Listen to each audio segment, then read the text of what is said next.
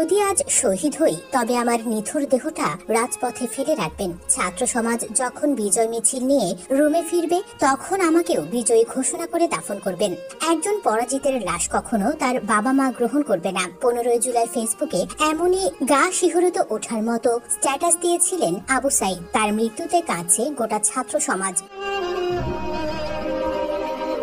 যিনি কোটা সংস্কারের জন্য নিজের জীবন বিলিয়ে দিয়েছেন। পুলিশের সাথে সংঘর্ষ চলাকালীন আবু সাইদ পুলিশের গুলির মুখে এসে হাত মেলে দাঁড়িয়েছিলেন। এক পর্যায়ে পুলিশের গুলি খেয়েও দাঁড়িয়ে থাকার চেষ্টা করেন তিনি, কিন্তু বেশিক্ষণ নিজেকে স্থির রাখতে পারেননি তিনি। মুহূর্তেই রাস্তার উপর ঢলে পড়েন। মাত্র একদিন আগে সামাজিক যোগাযোগ মাধ্যম ফেসবুকে একটি স্ট্যাটাস দিয়েছিলেন আবু সাইদ, যেখানে তিনি গণ অভ্যুত্থানে শহীদ রাজশাহী বিশ্ববিদ্যালয়ের শিক্ষক শামসুজ্জোহাকে স্মরণ করেন।